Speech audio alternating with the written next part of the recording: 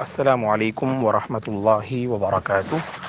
محترم فارغات اور معزز طالبات، آج ہمارا موضوع ہے ایک عظیم صحابی دحیہ الکلبی رضی اللہ عنہ کی شخصیت کے سلسلے میں۔ دحیہ الکلبی رضی اللہ عنہ کا پورا نام دحیہ بن خلیفہ بن فروہ الکلبی رضی اللہ عنہ ہیں۔ دحیہ بن خلیفہ رضی اللہ عنہ السابقون الاولون میں سے ہیں، یعنی جن لوگوں نے ابتدائی دور میں اللہ کے نبی کے ہاتھوں اسلام قبول کیا، ان مقدس صحابہ میں آپ کا شمار ہوتا ہے۔ ابتدائی دور ہی سے رسول اللہ صلی اللہ علیہ وسلم پر ایمان لانے والے اصحاب میں آپ کا شمار ہوتا ہے۔ ہجرت سے 30 سال پہلے آپ رضی اللہ عنہ کی پیدائش ہوتی ہے۔ ہجرت سے 30 سال پہلے آپ رضی اللہ عنہ پیدا ہوتے ہیں۔ دحیہ الکلبی رضی اللہ عنہ کی بیوی درہ بنت ابو لہب تھیں، جو ایک عظیم صحابیہ ہیں جنہوں نے بھی ابتدائی دور میں اسلام کو قبول کیا۔ تو درہ بنت ابو لہب کے سلسلے میں اہل علم نے لکھا ہے، اللہ کے نبی کا چچا ابو لہب کی بیٹی جو زیور اسلام سے آراستہ تھیں، دراصل ان کے پہلے شوہر، بعض نے کہا کہ حارث بن نوفل، جس کی وفات حالت کفر میں میدان بدر میں ہوئی، تو حارث بن نوفل درہ بنت ابی لہب کا پہلا شوہر تھا۔ اور بعض نے لکھا ہے کہ درہ رضی اللہ عنہ کے پہلے شوہر زید بن حارثہ رضی اللہ عنہ ہیں، جن کی شہادت جنگ موتا سن 8 ہجری میں ہوتی ہے۔ جن کی شہادت جنگ موتا 8 ہجری میں ہوتی ہے۔ المہم، ان کے پہلے شوہر زید بن حارثہ یا حارث بن نوفل تھے۔ اس کے بعد آپ رضی اللہ عنہ نے جن سے نکاح کیا وہ یہی دحیہ الکلبی رضی اللہ عنہ ہیں۔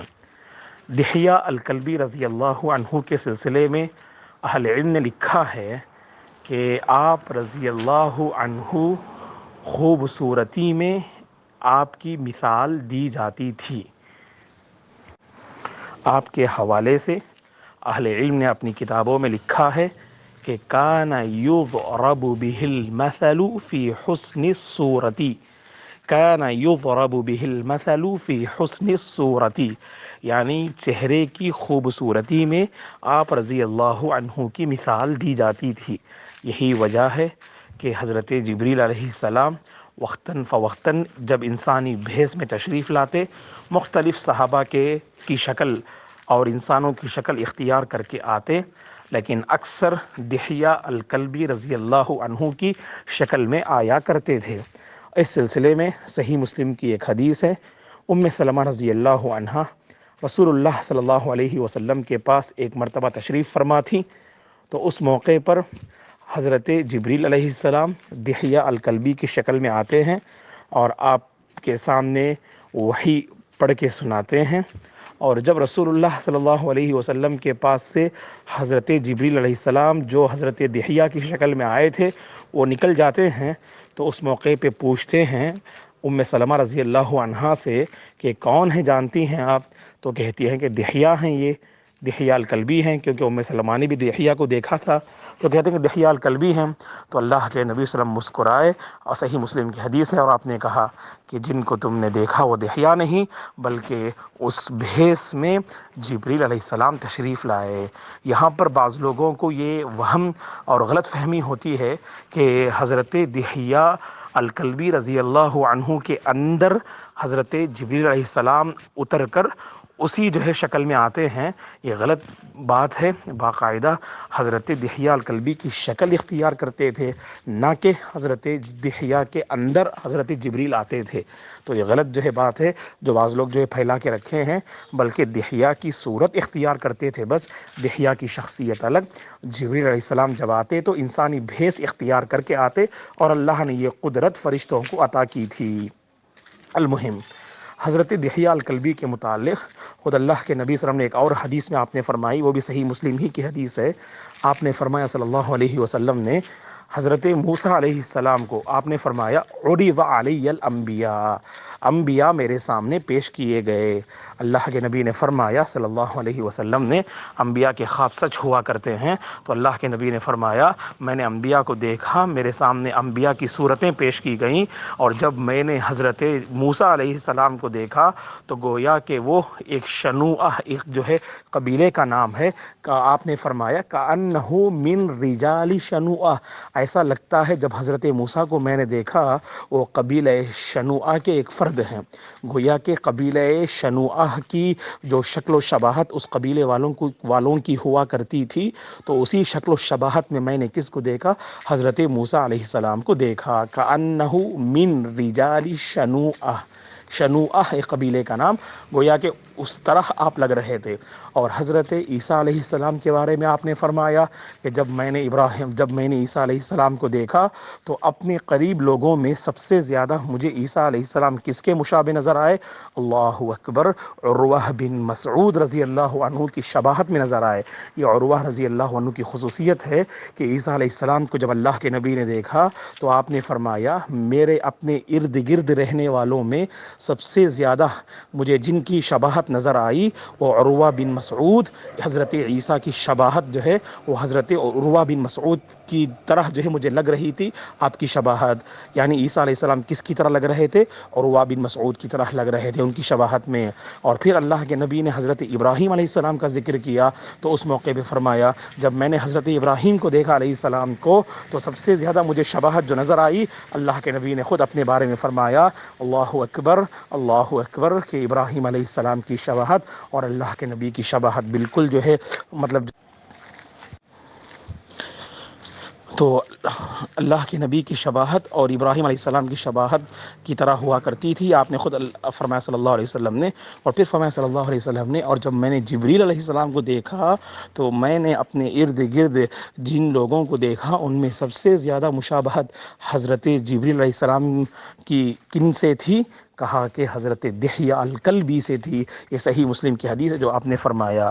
تو المہم حضرت دحیہ الکلبی رضی اللہ عنہ کی شکل میں آیا کرتے تھے۔ دحیہ الکلبی کی سب سے بڑی خصوصیت یہ ہے کہ آپ کو سفیر الرسول کہا جاتا ہے، رسول اللہ صلی اللہ علیہ وسلم کے سفیر تھے آپ، یعنی سفیر کا مطلب اللہ کے نبی صلی اللہ علیہ وسلم جب بھی کسی بادشاہ کے نام یا کسی مقام کی طرف کسی کو اپنا نمائندہ بنا کر بھیجنا ہو تو حضرت دحیہ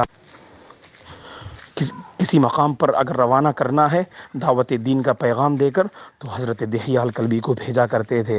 اس سلسلے میں رسول اللہ صلی اللہ علیہ وسلم نے دحیہ الکلبی کو جو روم کا بادشاہ جو ہرقل تھا تو ہرقل کی جانب، ہرقل اور بعض نے اسے ہرقل پڑھا ہے، تو ہرقل یا ہرقل کی جانب جو روم کا بادشاہ تھا اللہ کے نبی نے آپ کے ہاتھوں دعوت کا جو ہے یعنی خط دے کر آپ نے بھیجا تھا، جس میں آپ نے فرمایا السلام علی من اتبع الہدی،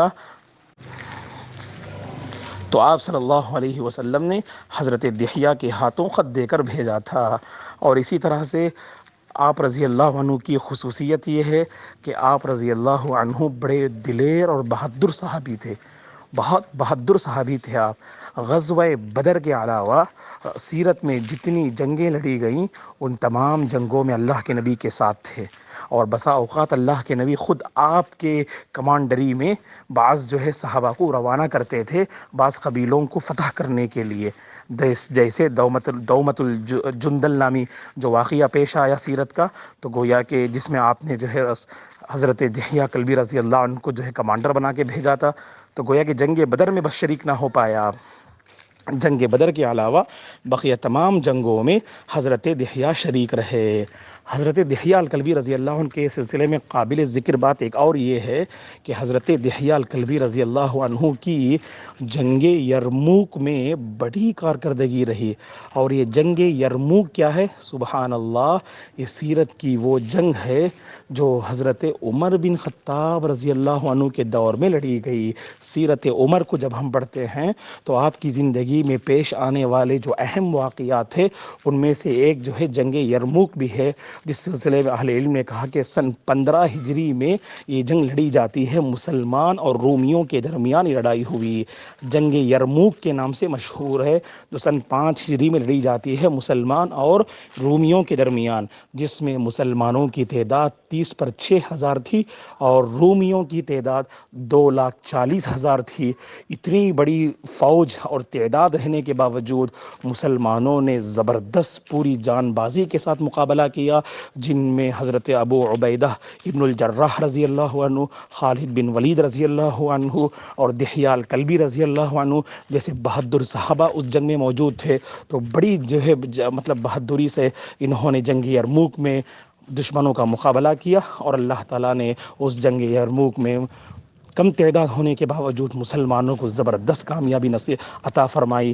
گویا کہ جنگ یرموک کے بارے میں اہل علم نے کہا کہ وفات رسول کے بعد باہر کسی مقام پر بڑے پیمانے پر اگر مسلمان اور دیگر قوموں کے درمیان لڑائی ہوئی تو ان میں سب سے پہلی لڑائی یہی جنگ یرموک ہے، جو سیرت میں یعنی وفات رسول کے بعد باہر لڑی گئی جنگوں میں سب سے بڑی جنگ مانی جاتی ہے جنگ یرموک۔ اس میں بھی حضرت دحیہ الکلبی کی بڑی اچھی کارکردگی رہی۔ بہرحال بڑے عظیم صحابی ہیں دحیہ الکلبی رضی اللہ عنہ، آپ کی بہن کا نام جو ہے شراف بنت خلیفہ ہیں، جو آپ کی ایک بہن تھی، اور بعض نے کہا کہ اللہ کے نبی صلی اللہ علیہ وسلم نے ان سے عقد نکاح کیا لیکن ان سے دخول نہ کیا، اور اس سے پہلے ہی اللہ کے نبی نے انہیں چھوڑ دیا۔